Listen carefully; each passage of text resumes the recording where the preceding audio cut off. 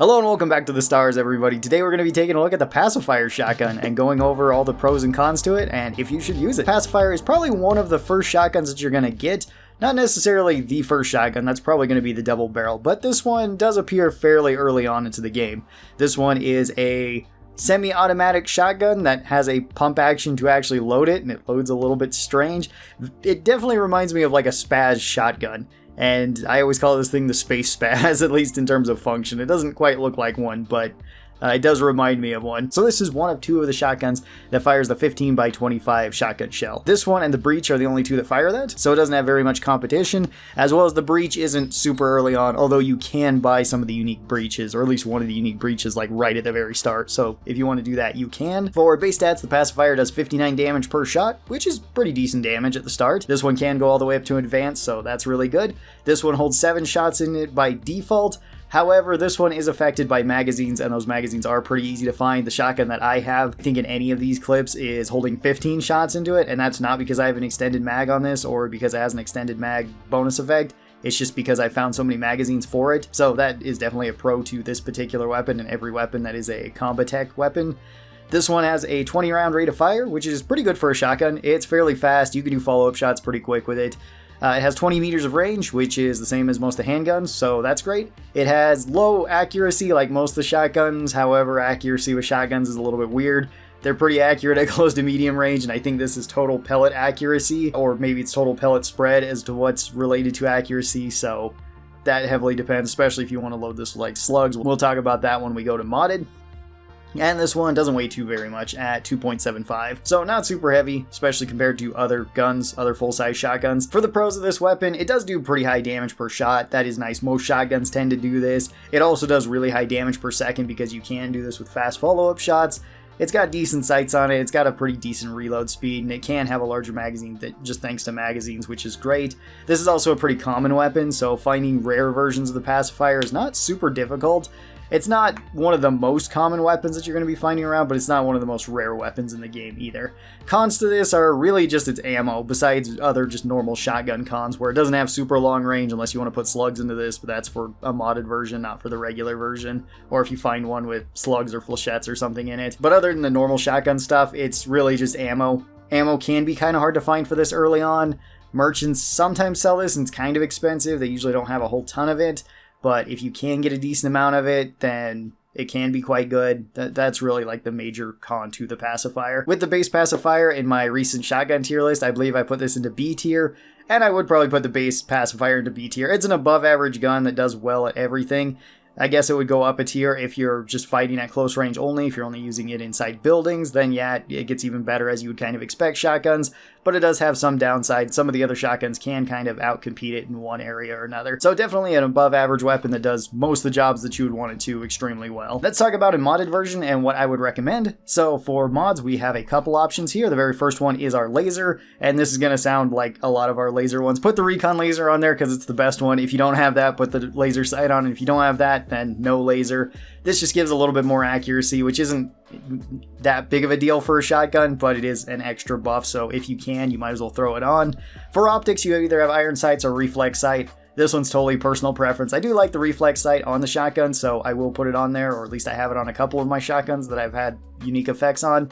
But iron sights are perfectly fine too, whichever one you prefer. You can also just hip fire this, just like most of the shotguns, and it's pretty decent. Then for a muzzle, I'd recommend one of two things. Either put a suppressor on this, or put a choke on this.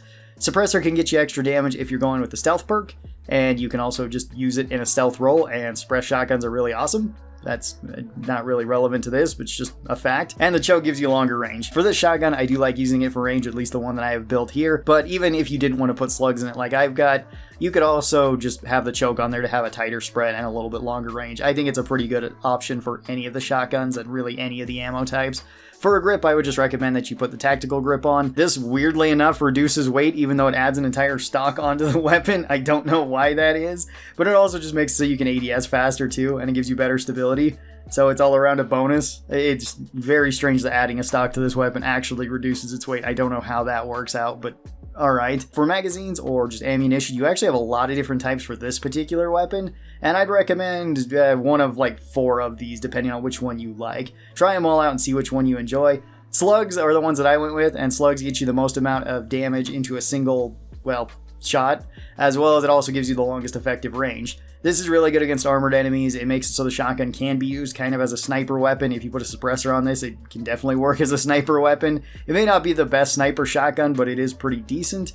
You could also load this with flechettes. That makes it so you can bleed enemies and it still has long range. That's really good. You can put explosive rounds into this too, which sound kind of crazy, but honestly, they're not too much for this shotgun. They're just kind of a nice buff to have, and they can make it so you stagger enemies a little bit more and get a little bit more AoE on hit. They're not going to be as crazy as like the Hornet Nest for the double barrel, where it just like obliterates everything. This one, it's far more scaled down and far more like just a straight buff, not like making it absolutely insane. And then you could also put the tactical magazine on this just so that you can reload it faster. That's also pretty nice. You don't necessarily need to have a special ammunition type with this because the large magazine that it has does work really well in close range, and if you just want the standard buckshot, it is pretty good. You can also load EM shots into this too. That one is not one of the 4 that I would recommend, but it is an option if you want to go with a pacifist version of the shotgun and just knock enemies down. That can be pretty good, although shotguns do already have a skill with that, with the shotgun skill once it's maxed out, to where after you've killed an enemy, you can just stun enemies afterwards. So this one's not super necessary. Again, unless you're going with a pacifist run, you're intentionally not trying to kill anything. And then for an internal, you can really pick whatever you'd like. All of them are pretty good. You got hair trigger, high powered, and high velocity. High velocity gets you longer range. That one could be good with slugs. The high power just gets you the most damage per shot, so that one's good with any of them. And then hair trigger makes it so that you have a faster rate of fire. That's also really good with any of the ammunition types. Pick whichever one you'd like. I went with hair trigger on mine just so I could shoot this a little bit faster, but it's totally your call. The pacifier works pretty well for any of these because it's already a pretty flexible weapon. And with a fully modded version of this weapon, I would probably move this up a tier. I don't think it's going to be as insane as like the double barrel where it jumps up like several tiers. This one, I would just say jumps up like 1. You go from a B tier weapon to an A tier weapon. It's solid all the way around. It's got good ammo. It's still probably not one of the best shotguns in the game, but you're not going to be disappointed in it whatsoever. It can take down anything in the game that you would want it to in a reasonable amount of time and at a reasonable distance. So yeah, pretty decent weapon all the way around. And then we still have one modded version of this weapon to talk about, or one unique version of this weapon to talk about, which is called Brute Force. This one you get from a quest. You get it actually from doing the Red Mile. I believe you have to do it a second time, and then you can get this weapon.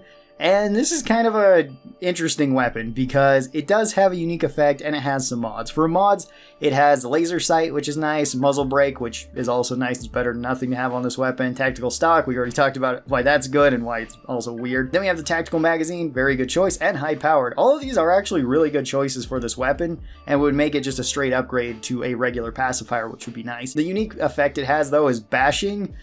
And bashing is by far like the worst perk in the game, at least in my opinion. I think it is the worst legendary effect you can have on any weapon. It just makes it so whenever you hit somebody with your gun, like physically, not actually shoot them with it, if you smack them with it, you do double damage. That might sound kind of decent, and it sort of is. If you don't have any sort of legendary effect, it is a bonus.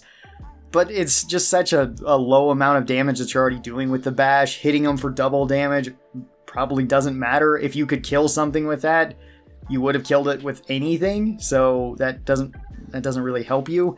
And if you just want to run up and like attack people at close range, melee and unarmed do exist in this game, even if they are very underwhelming too. They would still be better options than just beating them with the gun.